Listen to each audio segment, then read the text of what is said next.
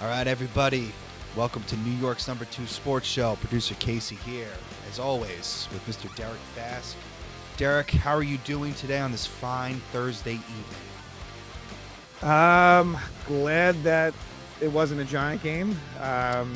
That's always a good thing these days. Obviously we've been very much in the news lately. But yeah, your Jets got a good look at that, and kind of an expected result. Yeah. Was Jets kind of stayed in it for a little bit, but kind of too many mistakes kind of was their undoing at the end of the day.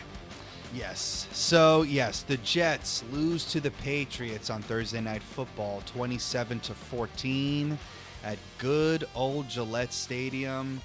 And, yeah, kind of like Derek said, I mean, a lot of, it's not, you weren't expecting too much from the Jets, kind of as we discussed in previous weeks here, guys. This is really just, we're trying to just kind of gauge what this regime is going to look like going forward here, because with the trades at the trade deadline, it seems like, they have a plan in action, and we're just kind of at their mercy to see what happens here. And, I was hoping for a good fight here against the Patriots. And things look pretty good at the beginning, Derek, right? I mean, first quarter, and this has been a kind of a common trend for the Jets, right? It's like the first drive is always very well orchestrated for the Jets, and it seems like they know exactly what they want to do during that first drive. And, for this game, it took basically the entirety of the whole first quarter, or at least half of it, and a lot of really positive things ending up with the score, Justin Fields' rush. And you're thinking, hey, maybe, we could shock the world here. But no, the Patriots just kind of marched right down the field again, and Travion Henderson punched it in for a touchdown, and he had a remarkable game, a Jonathan Taylor, Jahmyr Gibbs-esque game with a 3-tutty, 2 rushing and 1 receiving. So, lots to talk about, but but mostly the same, right, man? I mean, Justin Fields is Justin Fields at this point. I mean, kind of inept. He threw for 106 today. Double what he's, I guess, usually putting out for us now nowadays. So I guess I should be grateful for that. But man. I mean, what do you feel about the game in general as you were watching? Yeah, I mean, same thing where the Jets kind of jump out to that early lead, and we've talked about this, I think, from the Giants side. Maybe we touched about it from the Jets as well, where there's that really nice sort of telegraphed, orchestrated, pre-planned first drive. Yeah. That looks fantastic. And then it's like, I don't know if it's adjustments on the other side or just kind of, the better team just simply taking over. But yeah, like after that, there were some, maybe 1 or 2 other drives thrown in later on that were good, but nothing to the, effectiveness of the first one. It's like that run pass option, the RPO, that's the best shot with Fields. Look, like the guy simply cannot throw the football. It didn't help that A.D. Mitchell had some really poor drops. I mean, I know it was his first game as a Jet, but he really did not look like he was on the same page as Justin Fields. Not and that at hurt all. a bit. Yeah, that did. There was that beautiful to Justin Fields' credit, there was that beautiful pass that Mitchell did drop. Yep. So yeah, they were not on the same page, but I will say, I mean, having Mitchell there, I could see, like, once Garrett Wilson does come back, how he could be an X factor for the team here. I mean, because that's the kind of thing, I mean, like, that's the thing, bro. It's like, as a Jets fan now, it's like, I guess, like, I'm just thinking about, like, next year at this point, like, trying to, this is just like a trial run for these guys. So just trying to see potential. Yeah. And look, John Mechie looked good. But He did. On the flip side, the other new acquisition, he, made contributions. So it's not like it was, a nothing burger for some of the newer Jets. Absolutely.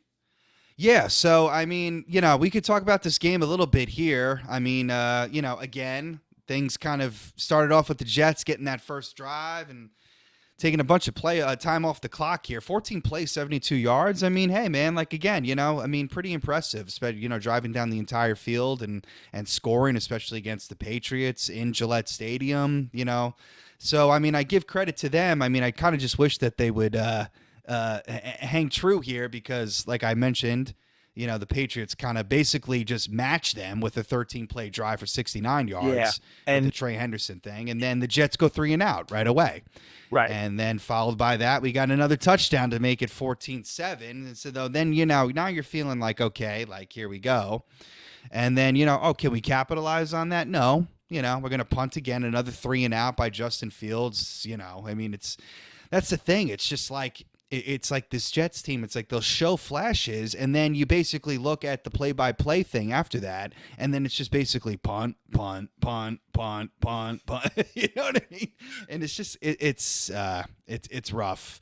I mean, the only thing that's giving me solace, bro, is just the fact that I know that this Justin Fields experiment is over. This is just basically Aaron Glenn, I guess, just being kind to him at this point and just letting him kind of ride it out at this point because I mean how much longer can we deal with this with this ineptitude in the passing game? But I think if you had better options, obviously Tyrod Taylor is a nice veteran backup option, but he's not going to, sort of move the needle enough to the point where, and I think we will see him. It's just bound to be, but then we might see Fields again. You know what I mean? So they may go back and forth, and we know that Taylor gets injured a lot.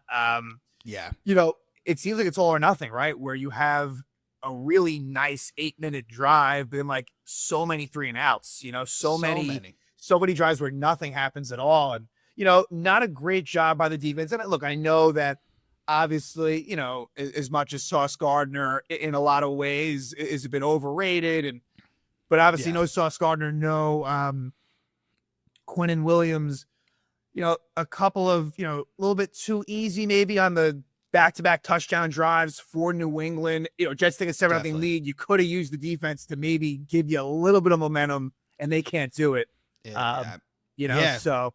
Exactly. Stevens, I mean, he's our number one corner now, and he just cannot keep up with Stephon Diggs, who, had a great game once again. Diggs is kind of, he was kind of, he didn't really do all that much in the beginning of the year. I feel like he has definitely come on as of late, Diggs. Yeah, so, he had a bunch of pretty big third down, a lot of like big third down conversions, just kind of cutting the Jets up in the slot. Slicing them up. And, just in terms of observations for me, again, as the non-Jet fan here, it seemed like, Brownlee, God. Where, and I'm jumping ahead a little bit, but it might have just been a thing throughout the game where he just basically doesn't touch the guy. And then just bad holding penalties. Just was the number 29 on the Jets, Brownlee. Was not impressed by him at all. Brownlee was horrible. Yeah, it's exactly. I was going to bring that up. Yeah, he basically just jumps over the guy that falls on the floor and just doesn't even touch him. And what is keeps that? Going. Yeah, I mean, it's just like, dude, like put your hand down. I mean, like you're not even asking for like a full on effort here. Just like fucking put your hand on the, just reach out and touch the guy. That's really Deontay not that Banks. fucking complicated. That's like Deontay Banks type of shit. I mean, like just it's almost harder to not touch him. Exactly. It's almost like he almost, I mean, like, especially with all this gambling shit, you're like, True, like, true. I got a prop bet on he had that prop, right? Yeah, no, but for real, it's like, it's easy. You're absolutely right. It's easier to just go ahead and touch him. He went out of his way not to touch him. It felt like it was so strange. ridiculous. I mean, number 29, Brownlee, man, you were awful tonight. I mean, you were the worst out of the bunch, I would say. I mean, Stevens too was not too great, but whatever. I guess he's got to deal with Diggs and stuff like that. So I give him a little bit more grace here. But yeah, I mean, but that's the thing, bro. It's just like, I'm just in such a tough position as a Jet fan because I'm just like, what am I hoping for here? You know what I mean? Like, I wanted a good game. Look, deep down, if we could have beaten the Patriots today and just like spoiled their 8-2 run up to this point before they went 9-2, obviously tonight, but like, man, it's rough to see. And it's just like, and it's the thing too. It's like, we had a couple opportunities here. I mean, like, look, for what it's worth, New England missed the field goal to end the half. It would have been 17-7 going into the half. It was 14-7. And, New England did get the ball back, but the Jets did force a 3 and out to start the half. So you're thinking like, okay, like, maybe we can do something here, like these are like the kind of small things that could accumulate and you could get something from it. But then, no, the Jets can't capitalize. It's a punt. I mean, yes, we got a first down on that drive, but right, and as 6 plays. yeah, But and go ahead. sorry, Casey, Yeah. and as a part of that drive, like, and maybe it was a questionable call, but the intentional grounding on Justin Fields totally Yes. derailed what as they got to the ball at midfield. It seemed like, all right, like Jets maybe are able to drive the field, tie the game up, and that intentional grounding totally just threw off any chance. Because then it becomes 2nd and 20. And, so exactly. And then and lo then and behold, a horrible punt as well. That didn't help Oh, matters. yeah, right. 33-yard punt. and I don't know how that happened. Yeah. And then New England just goes down. And a lot of Stephon Diggs, as you said, Casey, and Travion Anderson just being kind of a touchdown machine. And then this time on the receiving end, from it wasn't. It wasn't like one of those big time Drake May performances. I guess in part because he didn't need to in this game, but still, that he did what he had to do. It makes it all, right, exactly. And, credit to them. I mean, to the Jets' credit, though, after that score, we were able to, get a score of our own. It took a little bit of luck here, or not luck, but, the drive ended with basically a wide open Michi to go throw into the end zone there. So that was pretty sweet to get us up to 14-21 here. But, can the Jets do anything in terms of holding New England now after scoring? Can we just hold them to a 3-and-out or just whatever? No, of course not. They still have to, get their 3. So now they're up by 10. And then, the Jets basically just keep punting the freaking ball until the rest of the freaking game, dude. I'm like, yeah, man. And going back to that, Jets cut it to 7. Like we had said before, the real big play was that because it was 2nd and 20. There was a offensive holding on New England. 2nd and 20, thrown 18. You get a 10-yard pass to Hunter Henry. And then it's that big 26-yard third down completion where DeMario Douglas does get the first down on its own, but then Brownlee doesn't touch him, and then he gets an extra probably 10 yards or 10 to 15 yards. And, there you kind of go. And you come to the fourth quarter, Stephon Diggs with the first down. They settle for 3, but the Jet offense really shut down at that point, like you were saying. That was about all she wrote in terms of the Jets offense because, basically after that, like I said, New England got the field goal, then we punted, then our next possession, Justin Fields fumbles the fucking ball. He breaks the snap. How does that happen? And the thing is, bro, it's like, you were watching it as well. It's like he touched the ball 4 or 5 times. Yeah. He couldn't even get, because what he was trying to do is, of course, trying to scoop up the ball and keep running instead of just falling on top of the ball. On it. It's just especially after the third, after the third time you touch it and you can't grab it, just jump on top of it, dude. But of course not. And then, one of the New England linemen comes in and scoops it up. And then and that's all she wrote. So that was absolutely killer. And then New England ended up capitalizing and getting a field goal out of it. And then basically that's all she wrote because then the Jets tried to drive down the field and we had to turn over on downs. Right. So here we are. You know what I mean? So like again, the Fields, and that's where it's like a Jet team which never gets takeaways only has 1 all season, which is fucking ridiculous, dude. And no interceptions. Right. And Al Michaels, I think, made the joke that that one happened, in London or wherever they were. Yeah. Right. So no, it was no domestic, no domestic takeaways, crazy. No interceptions on the year. And it's you can't afford it. That's why, for the Jets, you can't afford mistakes like that by Fields. It was a little bit of a low snap, but it was good enough, and you just got to fall on it. And then the other thing too that was bothersome. I know that it was a bit of a long shot, but you're down by 13. There was no fucking urgency at all by Justin Fields.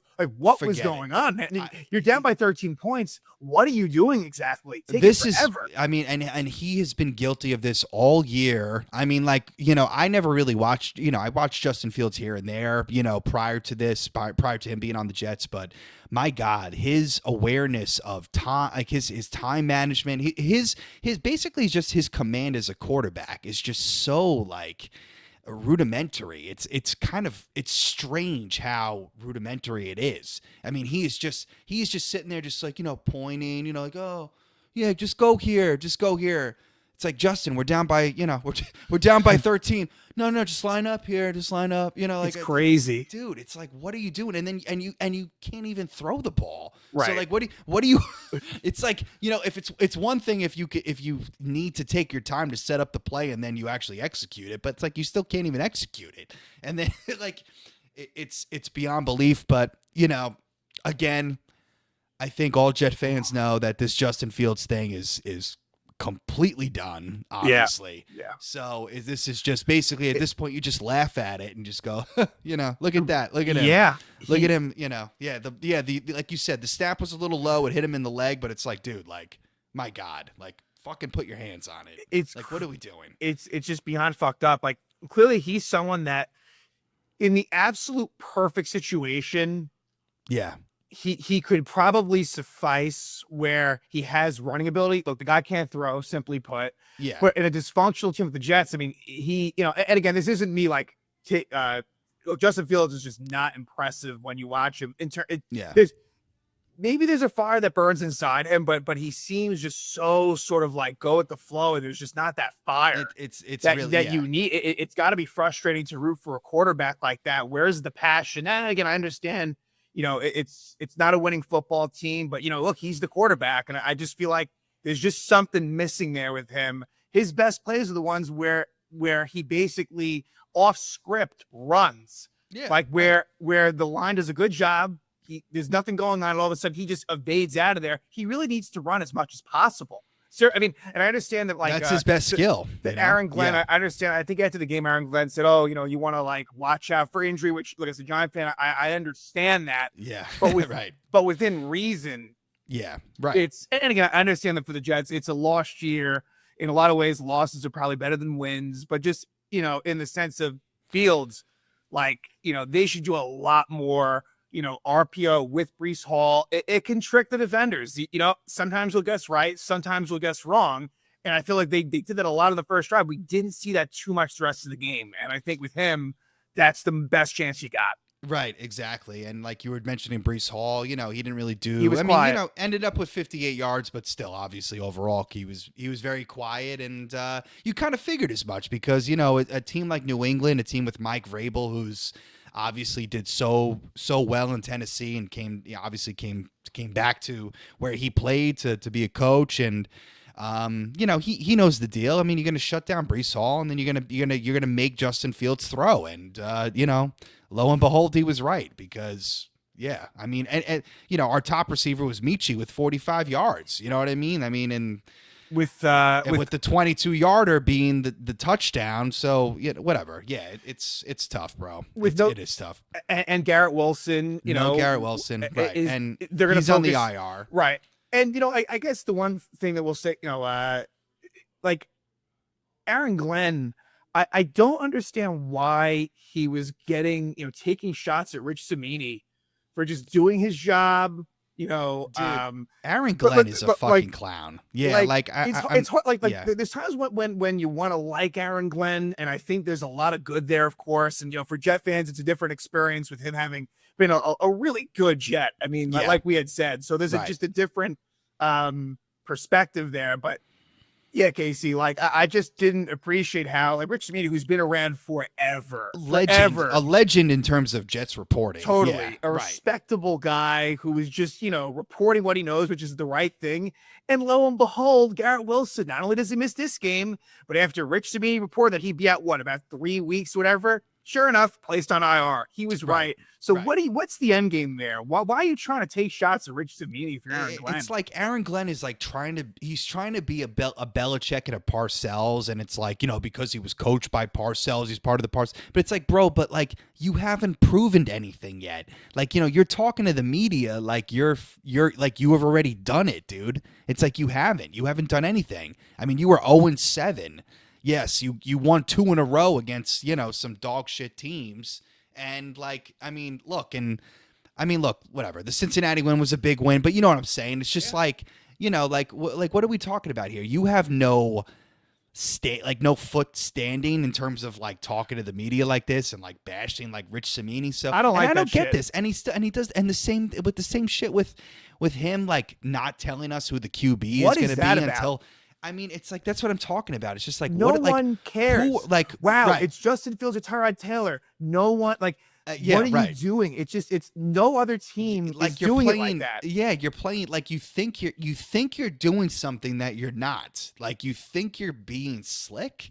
Like you think like, oh, like Mike Vrabel is not going to know how to prepare for us if I don't, tell like don't announce who the starter is. It's like, what do you like? Yeah. So that's the thing about this guy, man. He is a little, I don't know. He's very delusional in the sense of, I mean, like, look, I know you need a big ego to be in the NFL, but I do think he needs to temper things a little bit in the sense that, like, you need to kind of recognize where you're at a little bit here, okay? Like, I don't know. It was rough to watch with that kind of stuff, bro. So I agree. So, the 2 in the row with the Jets was nice. Like I mentioned, it was good. I am expecting this team to win maybe 4 games this season. So, look, kudos to them for, I guess, killing it on these first drives for every game. That's about the one thing they can hang their hat on here. But a lot of the same here, bro. So, I mean, I don't really know if there's really anything else to talk about in this game. I mean, it's just a lot of the same here, right? I mean, it's hard to watch, but I mean, the thing is, obviously, as Jet fans here, we got all these first round picks, so you just gotta hope that Muji is the guy that can decide things right. Look, I think some of these deadline moves have been good, but Joe Douglas also made some great moves, and you know what it comes down to. It comes down to the quarterback, so we got to see. But anyway, I mean, while we're here, man, obviously this is New York's #2 sports show, so we do love to talk about other sports here. So I just wanted to get really quick. I want to talk about, our boy Aaron Judge, but just to keep on the topic of football here, Yeah. if you don't mind. Let's stick with football, and then we'll talk Judge. Yeah. So obviously I haven't been on the air since the firing of Daboll, and, very much expected, especially after another fourth quarter collapse in Chicago. So, obviously the talk of the town late has just been, who's going to be the coach and stuff like that. Obviously Mike Kafka is going to be taking over for the rest of the season, and Jameis Winston, we were talking about that. Jameis Winston is going to be the starter for this game coming up here against Green Bay, which is cool. So I think the Russell Wilson era is officially over. I'm assuming, thank the Lord, but for you, but yeah, I mean, I guess just initial thoughts from here, like in terms of, Jameis getting the start, and I guess who you're hoping is for the next coach for the Giants. Yeah, and as I've continued to talk about it, I'm just really hoping, and I don't feel great about it, that somehow Joe Shane is, not going to be the one making that final. Like, just I hope that he's fired, right? Yeah. And so with that, again, I'll get to your question, but again, really hoping the Giants lose games, really more than ever. I mean, obviously they're in previous times, it's sort of for draft pick reasons. Here, that's a very small part of it, but it's really, I think it's in the best interest of the team to really clean house. That all said, there's some interesting options out there. Now, I think that they're going to want to try to go for someone that does have experience, but, it's not so simple, right? First, let me give you, and this is really early, right? I'll have a better feel for this, a month, from now, a month and a half from now, as we, kind of get towards the end of the season. But there's some interesting candidates out there. I still believe in, and I know it's in New York, I know it's tough, but there's a few interesting coordinators out there that I would be interested in. Who's really kind of rising as far as possibilities. The Giants' opponent, the defense coordinator, Jeff Hafley, who I believe is a local guy.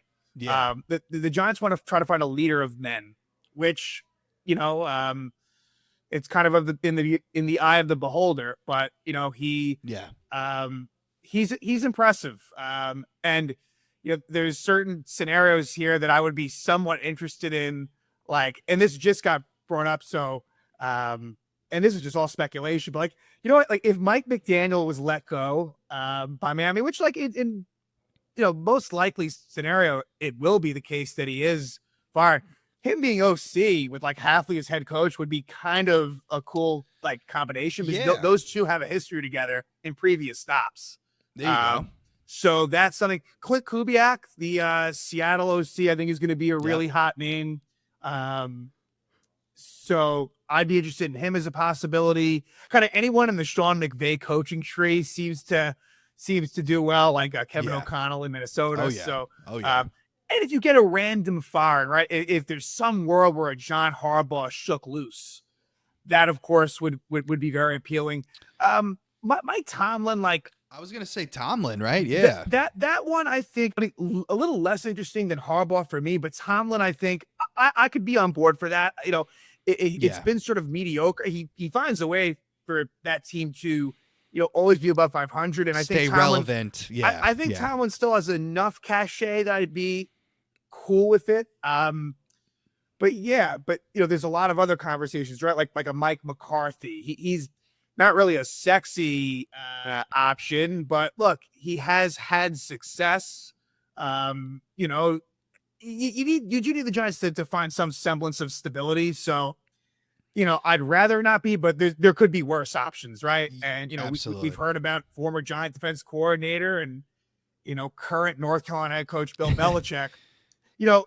5 years ago, I would have wanted that, but I just think at this point, it's just a little bit. I don't think it's worth it at this point in time. It would have been interesting for sure. Like I said, back, in the late Brady days in New England, I would have definitely been interested, but not as much now. Yeah. Yeah, no, I get that. I mean, obviously, like you were talking about, all the allure from the golden days with LT and stuff like that. Of course, Belichick's love for the Giants, is obvious. So that would be cool. But I think I agree with you in terms of I think it's just a couple years too late, and obviously all this stuff with his girlfriend, all the drama now. There's too much drama now. So I agree with you. I think. Going that, like you were saying, like the route of like a McVay type, disciple, I think would probably be the smartest route to go in terms of looking towards the future of not even just the Giants, but of football in general in terms of like where the direction of the game is going. You know what I mean? Like Belichick is so the opposite of the direction of football. So it would almost not be, it would be the wrong thing to go. So I agree with that. And I think if Brian Flores, I think is out based on the lawsuit. Like he was basically a final candidate with Dable in the 2022 cycle. But I think Flores is out just based on the whole crap that happened. There with the NFL and the Giants, same thing on the NFL front with John Gruden. Like that's another, I would stay. Gruden, right? I would stay away from that. It's just hard to find. I'm totally fine with a retread head coach, like AKA Mike McCarthy. I'm okay with that. But think about it. Like Bill Belichick was a retread. Andy Reid was a retread. A lot of retreads do win Super Bowls. Like you just gotta find the right one. Someone that maybe didn't.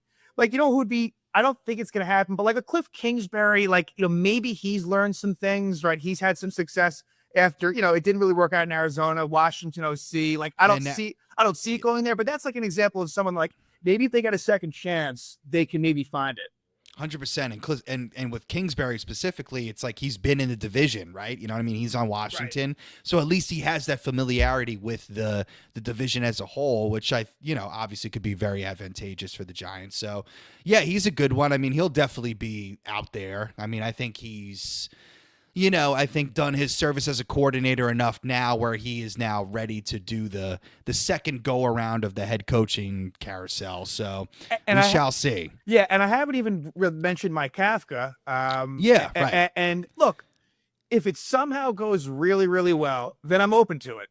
I just think that it's best to just go in a different direction. Like everything being totally equal. Look, if the Giants, it's not going to happen, but if they somehow, finish up on a complete legit run, not just beating shit teams, then hey, like I'm open to the possibility, but my preference would be for someone that isn't currently, with the franchise. So we'll Yeah. see. You hear Steve Spagnuolo's a name that you hear a little bit. Obviously has major ties to the Giants. I don't see that being the case. There's Lou Anarumo, who is the Colt defense coordinator.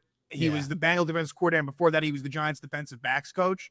So that's the name you might hear. Also, I know, like I mentioned, a lot of defensive coordinators. Jesse Minter, another one, actually, Chargers. He's another hot name that's going to be, a popular head coaching candidate. I'd prefer an offensive head coach. Like that would be what I'd want, but I'm open to the idea of it being defensive. Yeah. Yeah. We shall see, man. And just, while we're just talking about the Giants here and defensive coaches, funny enough here, just one last thing I wanted to touch about, just because, just something that I've noticed. Abdul Carter, man. I mean, what is going on with him? The guy who wanted to take Lawrence Taylor's number, right? That whole thing, right when he got drafted, right? He wanted to steal the number, and LT was like, calm your brakes, and here we are, more than halfway through the season, really. He's got a half a sack and no fumbles and no interceptions. Is there, I'm just curious on your thoughts of the rookie so far. Yeah, he's been disappointing the last few weeks. Yeah. Where for a while you could say, hey, like he was, causing disruption, like even though the stats weren't there, you could tell he's making a difference. I can't really say the same thing the last few weeks. Mm-hmm. And so now 10 weeks through, like I still think he's going to be a good player, but I am disappointed for sure. Like he isn't making the impact that I'd want with all the hype. Number 3 overall pick. It would suck if it turned out that he isn't what he was, promised to be or some level of that. So yeah, look, I think the last few weeks, he's been very quiet and not noticeable. So it's going to be a big last 7 games for him to see what he can do. Because I think that half sack might've come maybe in week 1. It came very early. Right. So it's been a while since he's gotten anything. Okay. Yeah. Wow. No, I mean, it's kind of just been the Brian Burns show, totally, as far as like that whole, pass rush crew goes. So yeah. Unbelievable. Yeah. I mean, I was just noticing that because I was just like, wow, I'm obviously remembering all the hype coming out of Penn State and stuff like that. So, but it's still early enough, but just something of note that I was noticing, just like, wow, I mean, it wouldn't be the first. I mean, look, it's not going to, you hope it's not like this, but it wouldn't be the first time that, a Joe Shane, top 10 pick has busted. So, we'll see. Yeah, let's hope not. Let's hope, at least for him, let's hope not. But, yeah, man. So, all right, enough talking about our miserable football teams. Just to close things out here, let's end on a happy note here. As diehard Yankee fans as ourselves, our boy Aaron Judge got his MVP. It was a little bit of a conversation this year, I felt like, with Cal Riley. I feel like you and I and everyone that we know that are true Yankee fans felt like, other than the home runs, Judge basically dominated everything else in terms of every statistical category. So, but it was still a topic of discussion nonetheless, but glad for it to be official here. 3-time MVP, back-to-back MVP. Aaron Judge ends the season with 53 home runs, 114 RBIs, 137 runs. Just a fucking beast, man, right? I mean, it's just great to see. I mean, obviously the Yankees have been disappointing for us in their postseason struggles here, but to have the greatest player arguably in the world next to Shohei Ohtani is not too bad. Yeah, and obviously Judge, really was unbelievable in the postseason this year. He was. It ended up being, and as you kind of felt it would, it ends up being a close race between Judge and Raleigh, where the first place vote 17-13 Judge, and then second place vote 17-13 Raleigh. So Judge ends up winning by 20 points, 355-335. So one of the closest races you'll see, and we figured it might be for a number of different reasons. Cal Riley, if Aaron Judge didn't exist, Cal Riley easily wins the American League MVP. But Aaron Judge is a thing, and he's not going away. And look, it's crazy. 3-time MVP award winner. I think the only other Yankees who've ever done that, I think, is Gehrig, no, maybe not. Maybe Berra, DiMaggio, and Mantle. Some combination, some combination of that. It's not, it's rare territory for sure. It's rare territory in general, and exactly with a Yankee history, allure, which is right? Yeah, so obviously, yeah, Mansell, Berra, and DiMaggio. Yep, there it is. There you go. Yeah, so look, it's a sport where, Shohei Ohtani kind of runs the National League and Judge runs the American League. That's the way it is since Ohtani moved over to the Dodgers. Yeah.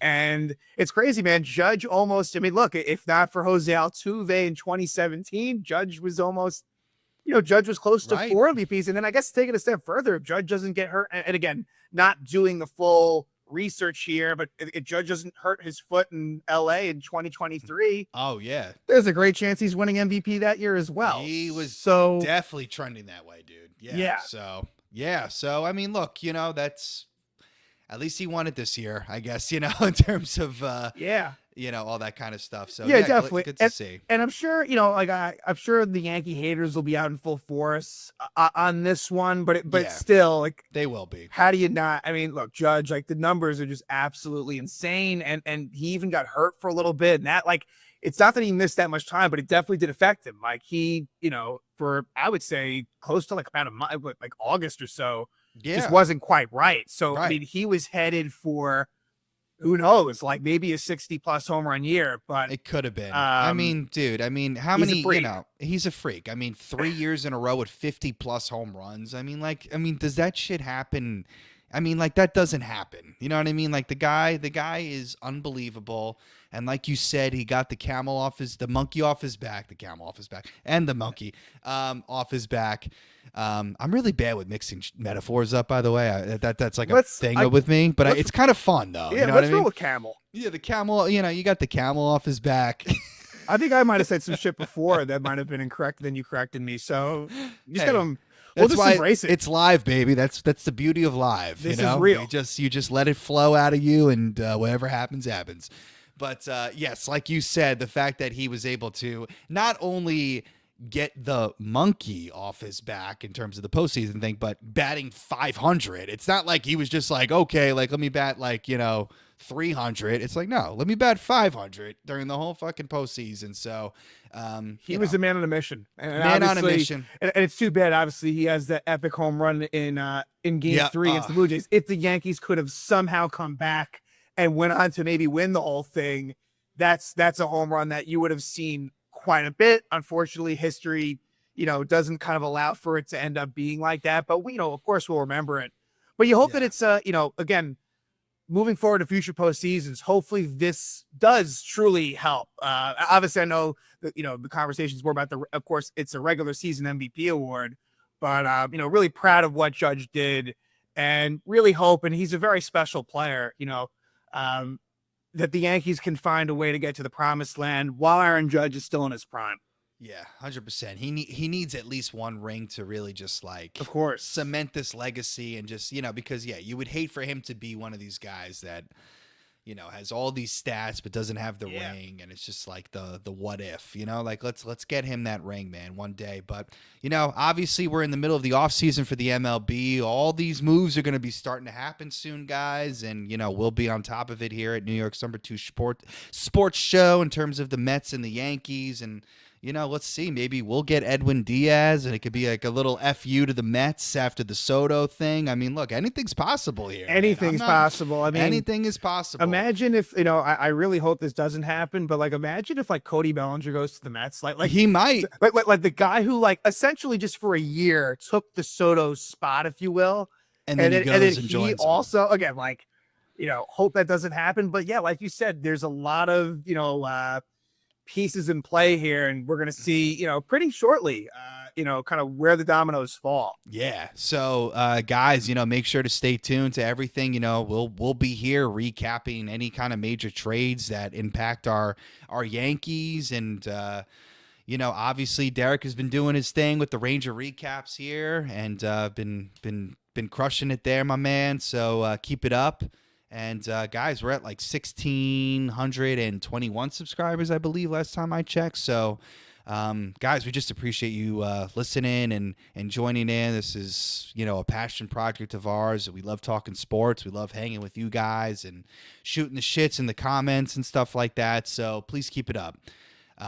Yankees, Rangers, Giants, Jets, all the New York sports, man. So please tune in. We'll be back on Sunday, me and Derek, for some Giants against the Packers. We'll see, should be a lovely game. We'll see what happens, Mr. Hey, Jameis Magic, crab legs, it could be a thing. It makes it more interesting. It definitely makes it more interesting for sure. Yeah, it does. It does. As opposed to Russell Wilson. And with Jackson Dart, you got to basically, be cautious. There's no need to rush him back. Right. Let him heal as much as you can. Exactly. Yeah. I mean, that's the thing, guys, right? Like, our football seasons are basically kind of done for the year, but we'll still try and find something to talk about and apply it to the future here. But yes, we still appreciate you being here. Much love as always, guys. We'll be seeing you on Sunday, and Derek will be seeing you on Saturday for the next Ranger game, I believe. And thanks for listening, and we'll talk to you soon.